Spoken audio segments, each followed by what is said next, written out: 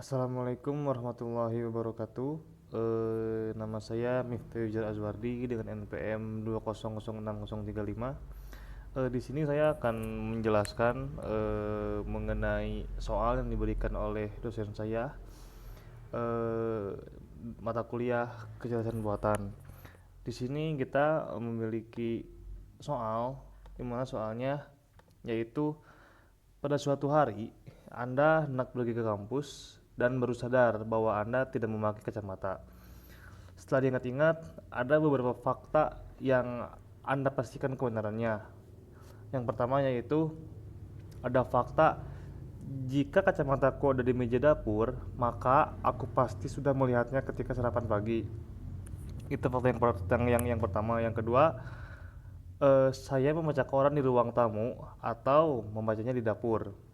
Fakta yang ketiga, jika saya membaca koran di ruang tamu, maka pastilah kacamataku letakkan di meja tamu. Fakta yang keempat, ada saya tidak melihat kacamataku pada waktu sarapan. Yang kelima, ada jika saya membaca buku di ranjang, maka kacamataku letakkan di meja samping ranjang. Dan yang terakhir, ada fakta, jika saya membaca koran di dapur, maka kacamataku ada di meja dapur. Nah, soalnya tentukan di manakah letak kacamata Anda. Di sini saya memiliki jawaban. Di sini saya menggunakan logika proposal terlebih dahulu, yaitu untuk memudahkan pemahaman pengguna hukum-hukum inferensi. Di sini ada fakta yang saya simbolkan, yaitu ada P, fakta di mana kacamataku ada di meja dapur. Lalu Q adalah aku melihat kacamataku ketika sarapan pagi. R, aku membaca koran di ruang tamu. Lalu ada simbol S, aku membaca koran di dapur. Lalu ada T, kacamata aku letakkan di meja tamu. U, aku membaca buku di ranjang. Lalu yang terakhir W, kacamata aku letakkan di meja samping ranjang. Dengan simbol-simbol tersebut, maka fakta-fakta di atas dapat ditulis sebagai berikut. Yang pertama yaitu P, implikasi Q, di mana P itu jika kacamataku ada di meja dapur, maka Q, aku melihat kacamataku ketika sarapan pagi. Itu fakta yang pertama.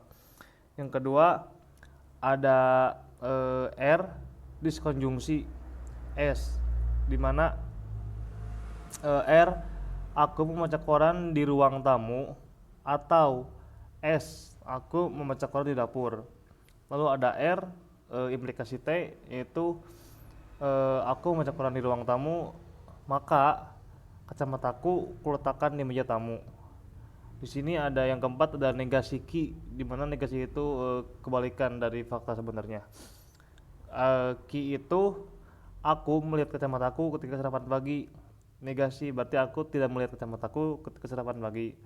Lalu selanjutnya ada U, implikasi W, atau U maka jika U maka W, dan seterusnya. Adapun yang keenam, S, implikasi P, jika S maka P, seperti itu.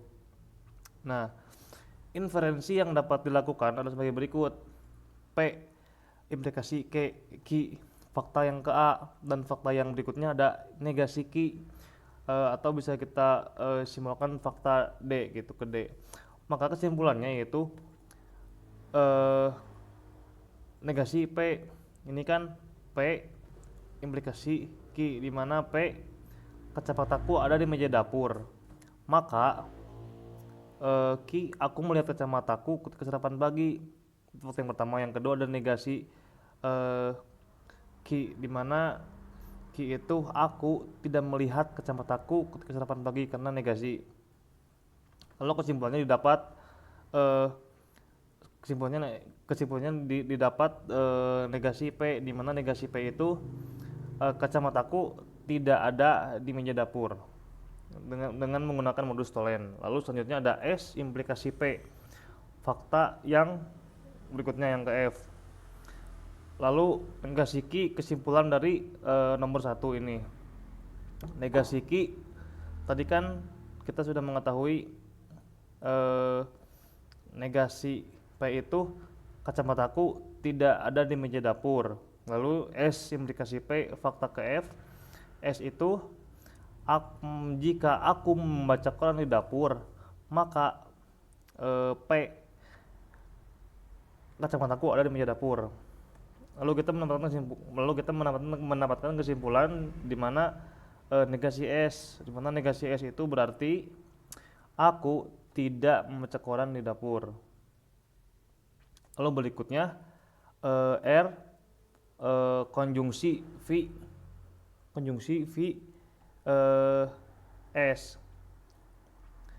Lalu R aku melihat membaca koran di dapur, konjungsi dan aku atau maaf ralat V itu diskonjungsi, dimana jika salah satu benar maka benar.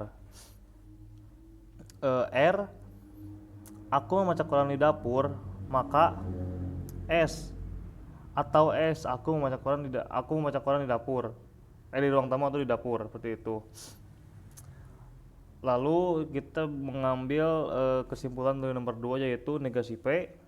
Kita sudah tahu, maka kita mendapatkan kesimpulan R dengan modus disjungtif, atau R itu aku membaca koran di ruang tamu.